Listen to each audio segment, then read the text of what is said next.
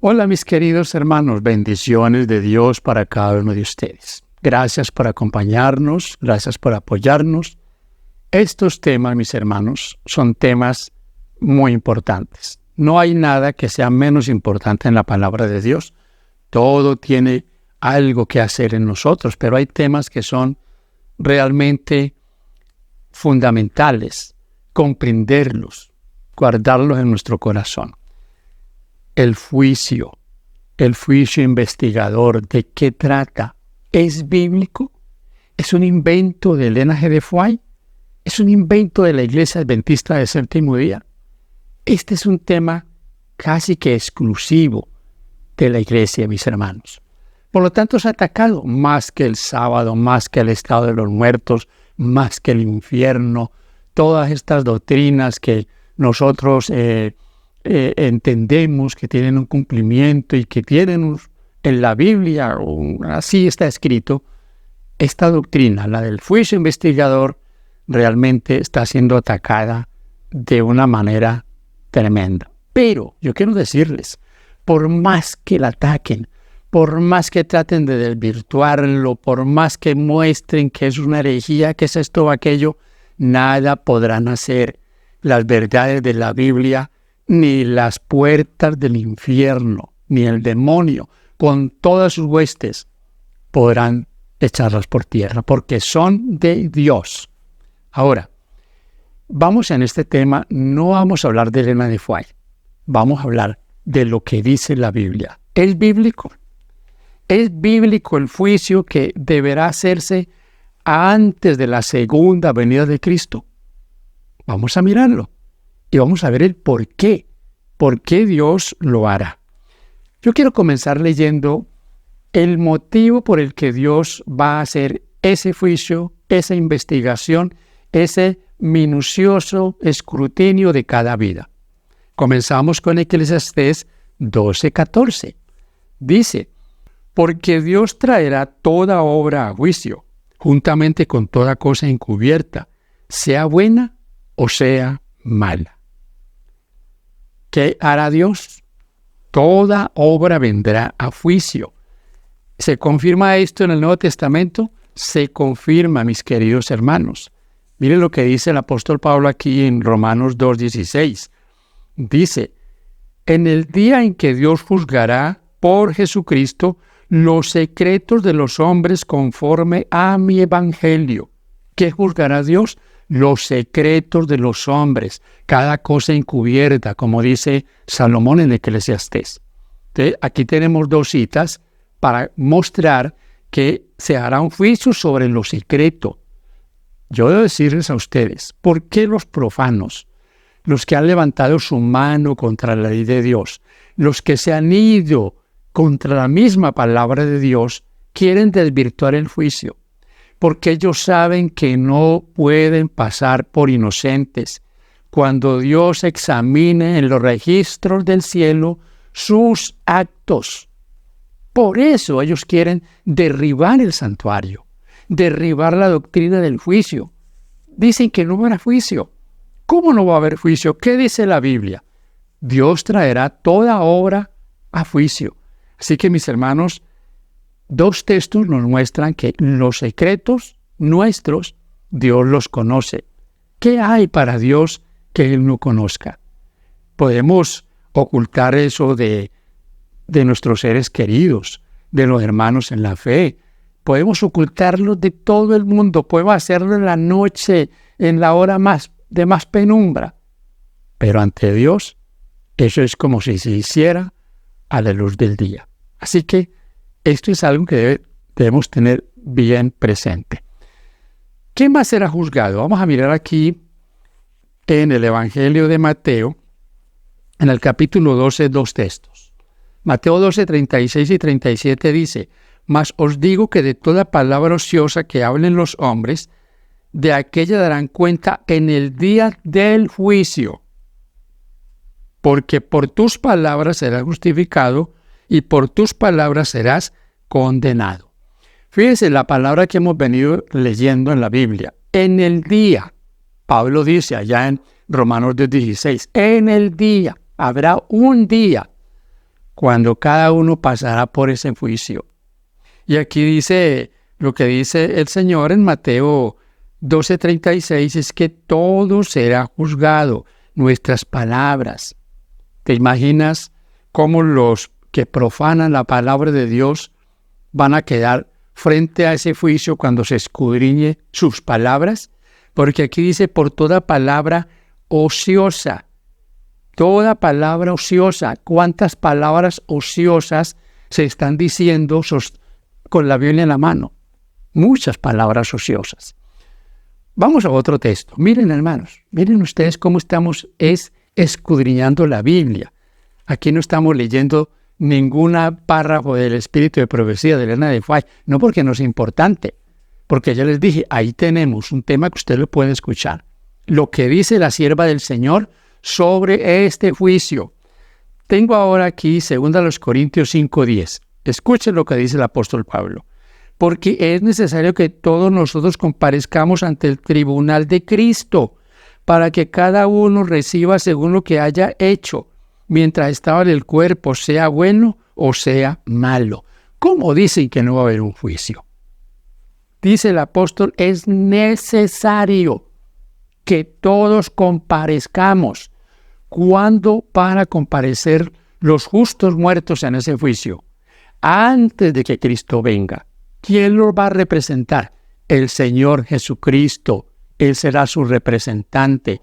Cuando ellos resuciten, ya estarán sellados para la vida eterna. Mis hermanos, el Señor lo viene a ver a quién es el que va a resucitar. Ya vienen, todo ya estará frente a todos los ángeles, frente a todo el universo, estará ya estipulado, confirmado, los que han de tener derecho a la vida eterna. Veamos ahora lo que dice Romanos 14. Romanos 14 tiene 3 textos bien interesantes. Vamos a leer del versículo 10 en adelante. Pero tú, ¿por qué juzgas a tu hermano? O tú también, ¿por qué menosprecias a tu hermano? Porque todos compareceremos ante el tribunal de Cristo.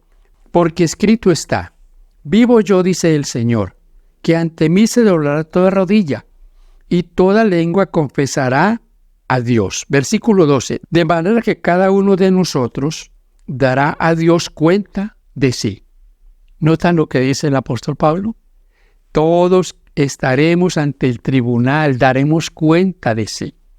Así que, mis hermanos, miren, no vamos a leer todos los textos de la Biblia y sobre todo del Nuevo Testamento que hablan del juicio y de lo que el Señor va a hacer antes de que aparezca por segunda vez. Pero la Biblia nos da evidencia clara de que habrá juicio antes de la segunda venida, que ya se está llevando a cabo ese juicio, que a partir de 1844 comenzó ese juicio en cumplimiento de lo que dice Apocalipsis 14, versículos 6 y 7. Llegó la hora del juicio, mi hermano y amigo querido. Veamos ahora lo que dice el apóstol Pedro. En su primera carta, en el capítulo 4, el versículo 17 dice, porque es tiempo de que el juicio comience por la casa de Dios. Y si primero comienza por nosotros, ¿cuál será el fin de aquellos que no obedecen al Evangelio de Dios? El versículo 18. Y si el justo con dificultad se salva, ¿en dónde aparecerá el impío y el pecador? ¿Notan, mis hermanos, por dónde comenzará el juicio? Por la casa de Dios, por la iglesia. ¿Quiénes serán juzgados antes de la venida del Señor? Serán juzgados todos los que han vivido y han profesado servir al Señor. No van a ser juzgados los que se perdieron. Veremos luego que esos serán juzgados en un momento especial. Y es más, el apóstol Pablo en 1 Corintios 6 dice que vamos a juzgar aún a los ángeles, porque se habla de un juicio durante el milenio, el juicio de todos los perdidos. Usted no encuentra en ningún lado que el Señor vaya a resucitar a los justos y luego los vaya a juzgar. No, los juzgará antes Es más, los justos, en lugar de ser juzgados durante el milenio, serán jueces. Cumplimiento de lo que dice el apóstol Pablo en 1 Corintios 6. ¿Recuerdan Hebreos 9:27? Es necesario que el hombre muera una vez y después el juicio. Después de la muerte vendrá el juicio. Veamos ahora lo que dice Hebreos 10:30. Vamos a leerlo. Dice, pues conocemos al que dijo, mía es la venganza, yo daré el pago, dice el Señor. Y otra vez, el Señor juzgará a su pueblo. El Señor juzgará a su pueblo. Y el apóstol Pedro dice que ese juicio comenzará por la casa de Dios, por la iglesia. Los otros serán juzgados después. Así que, mis hermanos, estamos viendo en la palabra de Dios la claridad que tenemos para que esto sea seguro en nosotros. Que no tengamos dudas. Habrá un juicio, hay un juicio. Y el juicio investigador es bíblico. Cuando Cristo venga, cada caso estará decidido. Cada caso de los justos estará decidido. Así que qué bendición. Ahora, ¿por qué nosotros y por qué vemos en la gente tanta preocupación por eso? Yo les digo a ustedes, si nosotros estamos en los brazos del Señor, si Él nos tiene en su mano, no nos puede preocupar el juicio, porque Él es nuestro abogado. ¿Querrás tú tener un abogado como Él? Pues confiémosle a Él nuestro caso. Hermano querido, no hay pérdida con Él. Pero eso depende de nuestra actitud, de que lo hagamos nuestro amigo, que cada día confirmemos esa relación con Él, que no nos apartemos de sus caminos, que seamos fieles a su palabra. Eso es lo que asegurará en nosotros que podamos tener entonces un día nuestros nombres, mis hermanos queridos, limpios, porque Él nos limpia. Él es nuestro intercesor. La sangre de Cristo nos limpia de todo pecado, porque lo hemos confesado, porque nos hemos apartado. Qué bendición para cada uno de nosotros. Tener esa certeza, no tener dudas, certeza, tranquilidad.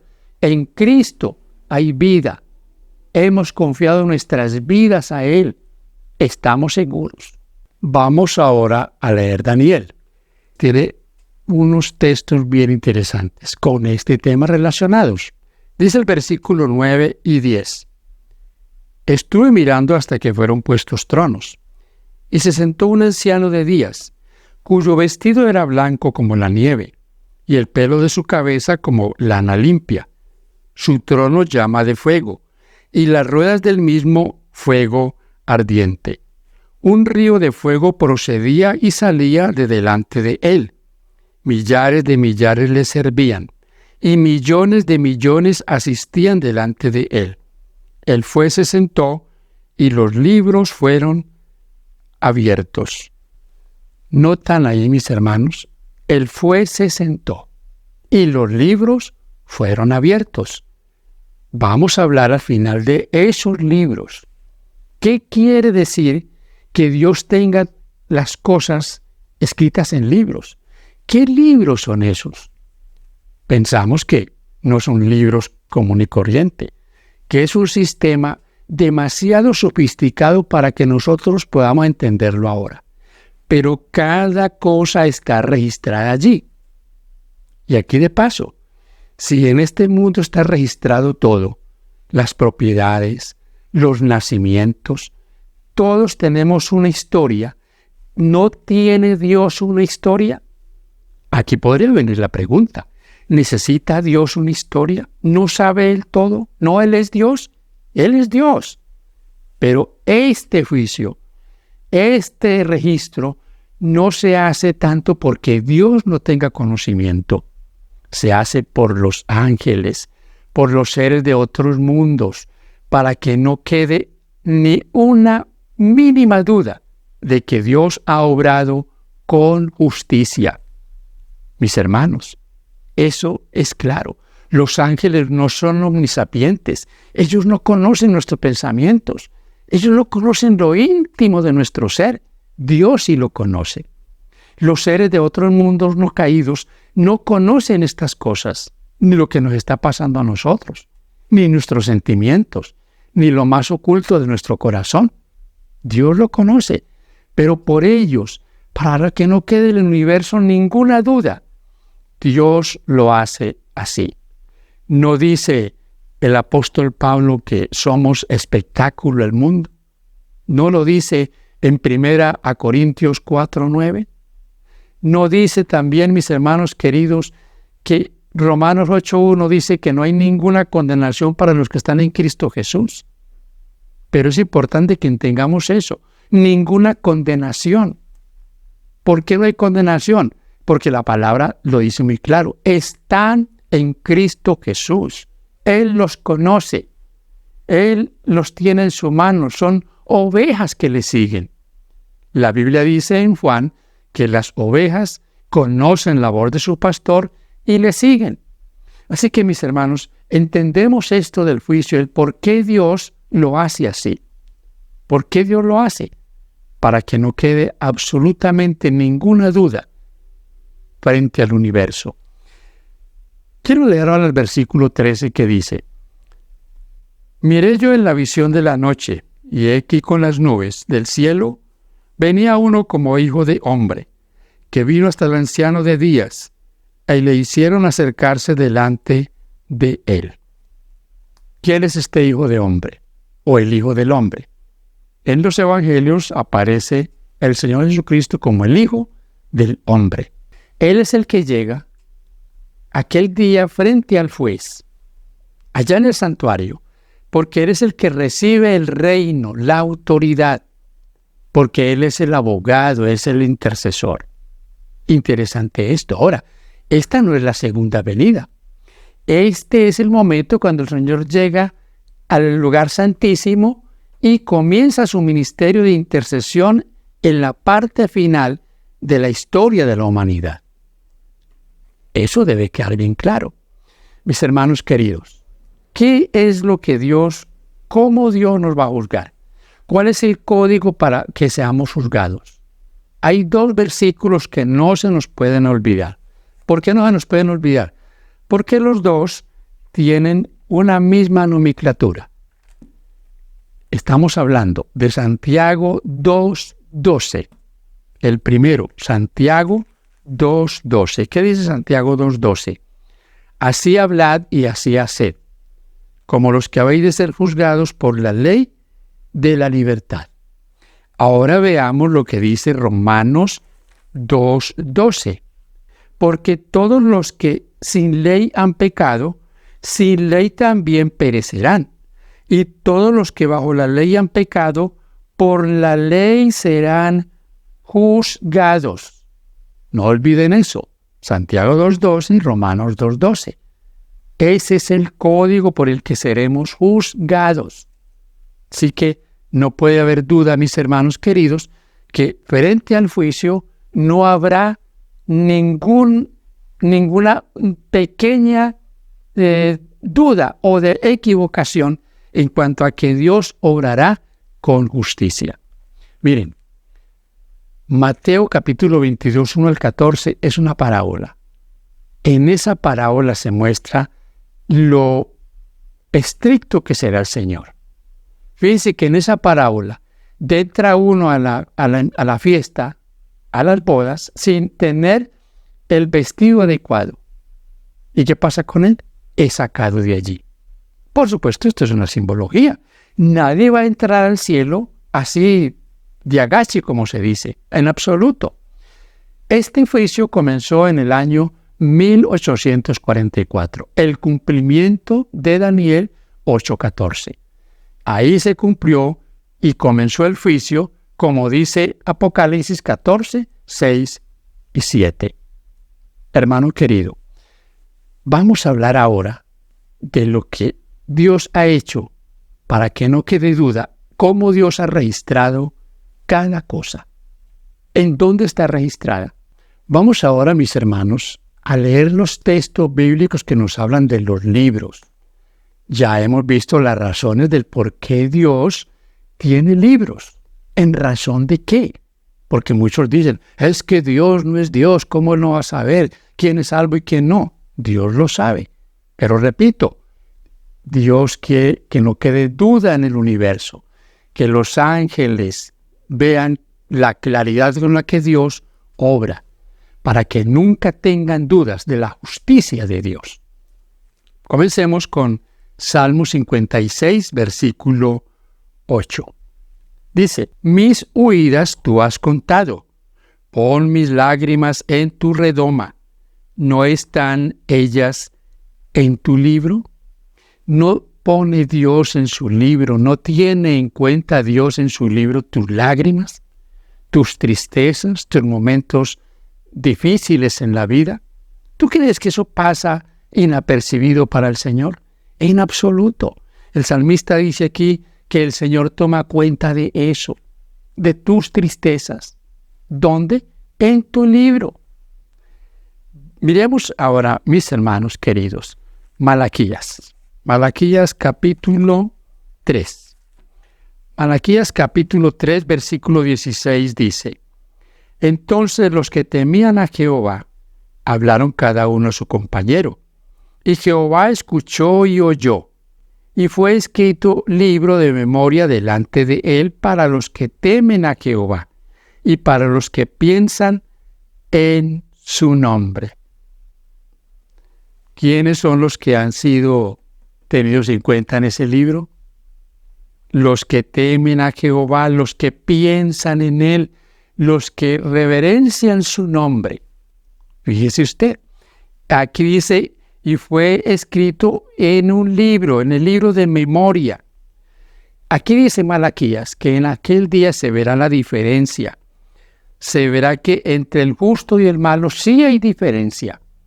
Que Dios sí hace distinción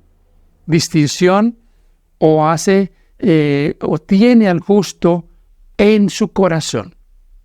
Es que es una mentira, mis hermanos, que Dios ama de una manera incondicional.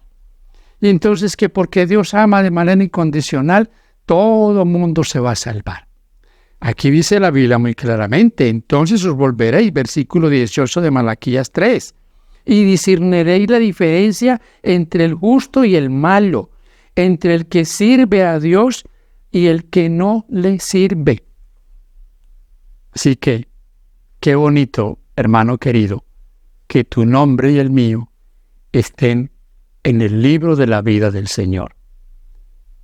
Y permaneciendo firmes, fieles a Él, confiando en Él, cada día teniendo, como ya les he dicho, ese encuentro con Él, nuestro nombre no será quitado de ese libro, porque reverenciamos al Señor y porque se cumple lo que dice aquí Malaquías 3:16. Los que temen al Señor, los que honran su nombre. Vamos ahora a mirar Filipenses capítulo 4. ¿Qué dice el apóstol Pablo en Filipenses 4, refiriéndose al libro de la vida? Asimismo te ruego, también a ti, compañero fiel, que ayudes a estas que combatieron juntamente conmigo en el Evangelio, con Clemente también y los demás colaboradores míos, cuyos nombres están en el libro de la vida. Aquí me recuerda lo que le dijo el Señor a los discípulos allá en Lucas 10, versículo 20. Regocíjense, alégrense de que sus nombres están en el libro de la vida. En el libro de la vida. Ya leímos Daniel 7:10. ¿Se acuerdan ustedes? Los libros fueron abiertos y se comenzó a escudriñar la vida de cada uno. Hermano y amigo, si tu nombre está en el libro de la vida y tu fidelidad a Dios es sincera, si no somos cristianos solo de nombre, de profesión, sino cristianos genuinos, ahí está tu nombre. Ese nombre permanecerá allí y el Señor dará para cada uno de ellos la corona de vida. Pero quiero decirte ahora una cosa. ¿Podrá alguien ser borrado del libro de la vida estando aún allí? podrá ser borrado estando en el libro de la vida su nombre? La Biblia dice que sí. Vamos a leerlo. Éxodo del capítulo 32. Fíjese lo que dicen los versículos 32 y 33. Que perdones ahora su pecado, y si no, ráeme ahora de tu libro que has escrito. Y Jehová respondió a Moisés: al que pecare contra mí, a éste raeré yo de mi libro. El Señor aquí le está asegurando a Moisés que a él no lo va a borrar de su libro. Es al que peque contra él. Moisés aquí está intercediendo por el pueblo. Y Moisés le dice al Señor: si vas a destruir a este pueblo, entonces ráeme a mí de tu libro. Sabía Moisés que Dios tenía un libro donde estaba su nombre. Pero Dios le dice: no, al que peque contra mí, a ese borraré yo de mi libro. Quiero leerte otro texto. Aquí tenemos 3 textos, 3 testigos, así directos, que nos dicen lo que va a pasar con los que no pasen esa prueba en el juicio. Dice el versículo 28 del Salmo 69. Sean raídos del libro de los vivientes y no sean escritos entre los justos. Sean raídos, ¿quiénes? Los pecadores, los que profesaron fe, pero fueron desleales al Señor. Solo profesaban, solo aparentaban, pero no eran fieles. Ahora, miremos lo que dice Apocalipsis. Apocalipsis del capítulo 3, el versículo 5.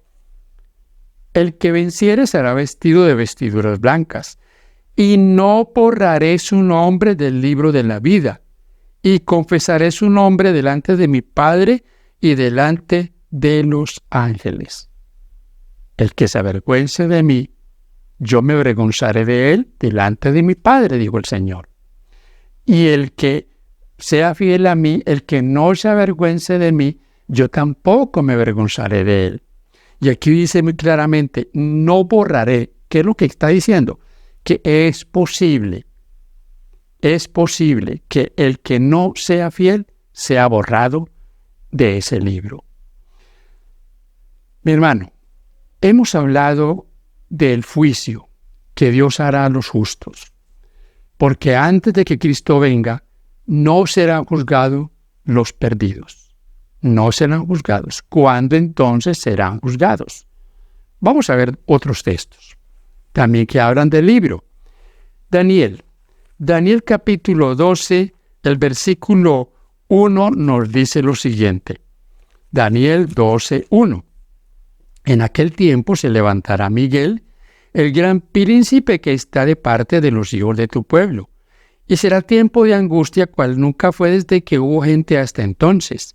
Pero en aquel tiempo será libertado tu pueblo, todos los que se hallen escritos en el libro. ¿En cuál libro, mis hermanos? En el libro de la vida. En el libro de la vida. Lo que dice Apocalipsis 20:15. Apocalipsis 20:15 dice que el que no se halló escrito en el libro de la vida fue lanzado al lago de fuego. Así que aquí no hay dudas, mis hermanos, de que Dios lo hará tal como está en su palabra. Que Dios cumplirá Él lo que ha dicho. ¿Quién ha dicho que Dios dijo y no hará? Dios hará. Dios no hace es cuando el ser humano decide confiar en Él. Dios tiene destinado que habrá perdición para el pecador. Pero si hoy ese pecador se vuelve al Señor, si confía su vida a Él, el Señor, ¿qué le dará? Le dará salvación. Voy ahora a darles, mis hermanos, el texto que dice que los impíos serán juzgados después de los 1000 años. Apocalipsis. Aquí en Apocalipsis, capítulo 20, versículo 12, dice así. Y vi los muertos, grandes y pequeños, de pie ante Dios, y los libros fueron abiertos, y otro libro fue abierto, el cual es el libro de la vida. Y fueron juzgados los muertos por las cosas que estaban escritas en los libros, según sus obras. y el mar entregó los muertos que había en él, y la muerte y el Hades entregaron los muertos que había en ellos, y fueron juzgados cada uno según sus obras. El contexto de Apocalipsis 20:12 está hablando de la resurrección de los impíos. Y aquí dice que ellos son juzgados según lo que está escrito en los libros. Ahora, ese juicio al final del milenio ya se habrá hecho. Ya está decidido lo que cada uno recibirá. Hermano y amigo, el apóstol Pablo, repito, dice en 1 Corintios 6 que hemos de juzgar aún a los ángeles. Ahora, si hemos de juzgar a los ángeles, yo debo reiterar, durante el milenio los justos no son juzgados, ya fueron juzgados. Es más, los justos participarán de ese juicio que se llevará a cabo durante ese milenio. Esos 1000 años no serán 1000 años solo de vacaciones, serán 1000 años también de escudriñamiento de la vida de todos aquellos que no están allí en el reino de los cielos. Ahora, yo debo concluir aquí diciéndoles, hermanos queridos, la seguridad de nosotros está en el Señor. Tú y yo estamos seguros bajo las alas del Señor. ¿Será esto muy difícil? ¿Será algo tan alto que no lo podemos alcanzar? ¿O estará tan profundo que no podemos llegar allí? No, mi hermano y amigo, está a nuestro alcance. El Señor extiende su mano para ti y para mí. El llamado que hacemos después de este tema es que confiemos en Él. Recuerdo lo que dice el Evangelio de Juan. Mis ovejas están en mi mano y nadie las arrebatará de allí. En su mano están todos sus fieles, los que han confiado en Él, los que son fieles a Él, los que le reverencian, los que están exaltando su nombre. Tú y yo debemos ser de esos que hemos confiado plenamente en el Señor y en su gracia. Él ha hecho que nosotros obedezcamos a su palabra. Él ha escrito su ley en nuestro corazón y andamos en sus caminos. Que Dios nos ayude para que esto sea en nosotros una verdad de día a día. Y cuando llegue el juicio, nuestras vidas estén limpias delante del Señor. Él pueda abogar por nosotros y darnos la corona de vida. Que Dios te bendiga.